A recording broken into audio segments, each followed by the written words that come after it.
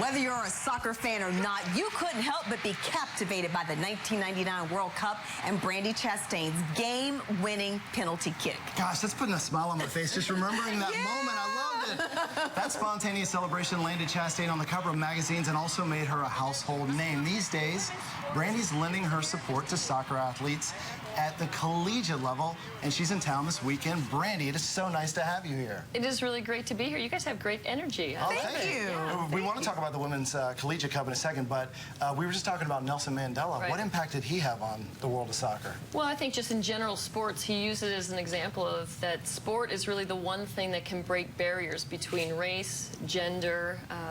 You know, he was such an eloquent speaker, and I thought, you know, his love was rugby, and he actually, during the 2006 World Cup in South Africa won the World Cup, and that he just used sport as an example how at that time, you know, that their country could come together in a peaceful way. And he insisted on a multiracial rugby team. Absolutely. Yeah.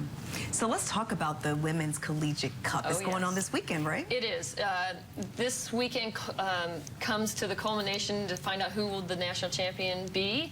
3 teams from the ACC, which is tough for me to say because I'm a West Coaster. I'm sorry, what was it? What was that conference again? But Virginia Tech and Florida State and UCLA will be playing this weekend, starting tonight. And I'm here as an ambassador of the Capital One Cup, which is an award that's given at the end of the year for cumulative points earned through national championships and top 10 finishes. Now, there's a lot of awards out there that recognize sports. But what I love about this and why I said yes to being an ambassador is that it not only recognizes the great things that the athletes are doing on the field, it separates men's and women's sports, and it validates the sports that maybe don't get the major headlines on the news. You know, it's the women's soccer, volleyball, cross country, field hockey. These sports who have great players, great athletes who have dedicated their lives, and ultimately, I think this is what separates Capital One, is that they give $200,000 to the men's side and the women's side for scholarships. So they recognize what the athlete is doing on the field, but also what they're doing in the classroom. I have a 4-year-old daughter. Yeah. She has a 5-year-old daughter. At what age do you think they should start kicking a ball around or taking soccer a little seriously? And at what age do you think they should be, or should they be given trophies just for showing up?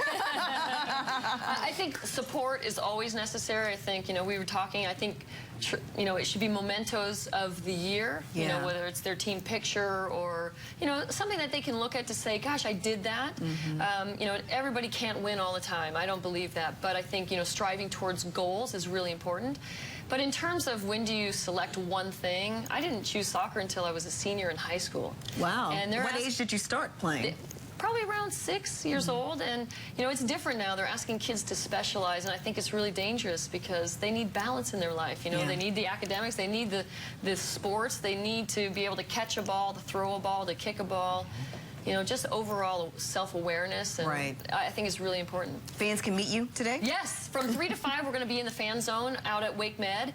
We do a hot shot, so come on down. I want to see what you got, see your skills. See if you can take me on, see if you can hit some in the corners. No, it's a really great environment. It's very family-friendly. You're going to see 2 great games, one at 5, one at just after probably 7, depending on if it goes into overtime. But these are great role models for young kids, boys and girls. They're going to play the game well. They're going to play it with integrity and sportsmanship. And again, last year, UNC women won the Capital One Cup, and their women's team won the trophy, which they earned 60 points. So this weekend, you will see a team that possibly will be hoisting this trophy. All right, and everybody's going to keep their shirts on. I don't know. It's going to be 77 degrees outside. It could be a little hot. Rip off those jerseys. Good to see you. It makes you feel good.